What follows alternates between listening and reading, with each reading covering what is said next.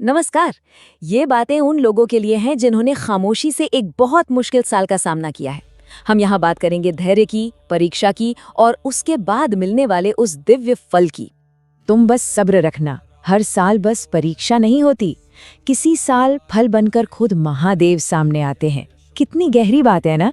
ये लाइन बस यही याद दिलाती है कि हर संघर्ष का अंत एक बहुत खूबसूरत इनाम में हो सकता है।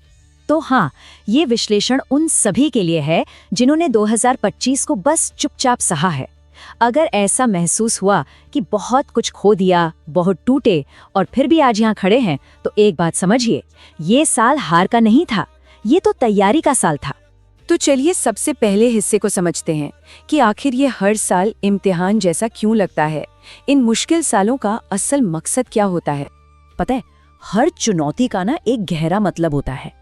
जब जिंदगी में सिर्फ सवाल होते हैं और जवाब कहीं नहीं मिलते, तो उसका मकसद हमें और मजबूत बनाना होता है। जब मेहनत का फल नहीं दिखता, तो वो हमें आने वाले कल के लिए तैयार कर रहा होता है। और जब आंसुओं के वक्त कोई सहारा नहीं होता, तो हमारे अंदर हिम्मत और आत्मनिर्भरता पैदा होती है। चलिए अब आगे बढ़ते हैं और बात करते हैं उन तोहफों की जो मुश्किलों में ही छिपे होते हैं, जो एक कठिन साल हमें देकर जाता है। बस एक पल के लिए सोच कर देखिए कि 2025 ने क्या क्या ले लिया। हो सकता है कुछ लोग चले गए, कुछ रिश्ते टूट गए, कुछ सपने अधूरे रह गए, या शायद वो पहले वाली मासूमियत ही कहीं खो गई। लेकिन ये भी सच है कि हर चीज जो जाती है ना, वो कुछ देकर भी जाती है। तो बदले में मिला क्या? इस साल ने सहने की ताकत दी, अकेले अपने दम पर खड़े रहने का हौसला दिया, खुद पर एक ऐसा विश्वास दिया जो अब हिलेगा नहीं।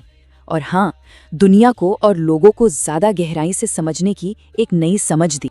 तो इसका मतलब ये है कि अगर आज लोगों पर भरोसा थोड़ा कम होता है, लेकिन समझ ज्यादा है, तो ये कोई कमजोरी नहीं है, बल्कि ये मैच्योरिटी है, परिपक्वता है, और ये एक बहुत बड़ा बदलाव है। समझिए। अच्छा, अब आते हैं उस सबसे बड़ी चीज पर, उस साधना पर जो इस पूरी यात्रा का आधार है, और वो है धैर्य, यानी सब्र। देखिए, सब्र का मतलब सिर्फ इंतजार करना नहीं होता। सब्र का असली मतलब तो ये है कि जब कोई जवाब ना मिल रहा हो, तब भी भरोसा बनाए रखना। जब कोई सहारा ना हो, तब भी अपने दम पर आगे चलते रहने की ताकत रखना।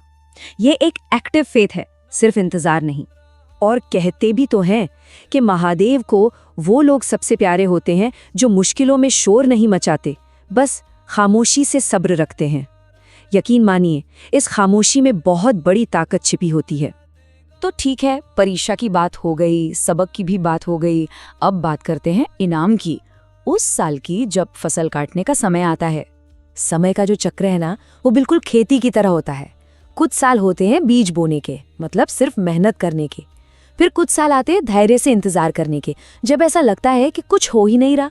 और फिर वो साल आते हैं जब बिना मांगे ही फल मिलते हैं, जब आपकी मेहनत रंग लाती है। और बस यहीं पर हमारी सारी उम्मीद टिकी है। आने वाला साल हो सकता है 2026 ही वो साल हो, उन लोगों के लिए फल का साल जिन्होंने 2025 में हिम्मत नहीं हारी। इस एक बात को हमेशा गांठ बांध लीजिए, भगवान देर कर सकते हैं पर इनकार कभी नहीं करते।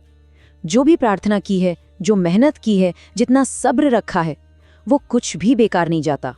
एक बात और समझिए, 2026 कोई जादुई साल नहीं है।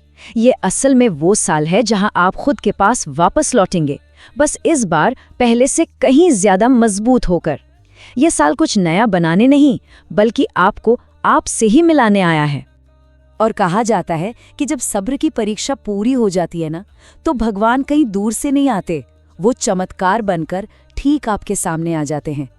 कभी आपकी मेहनत के फल के रूप में, तो कभी आपके सवालों के जवाब के रूप में। तो बस अब सब्र रखिए, क्योंकि अब आपकी बारी है। 2026 की शुरुआत डर से नहीं, बल्कि पूरे भरोसे के साथ कीजिए, क्योंकि जिसने सब्र रखा है, यकीन मानिए, उसके लिए रास्ता खुद महादेव ने बनाया है।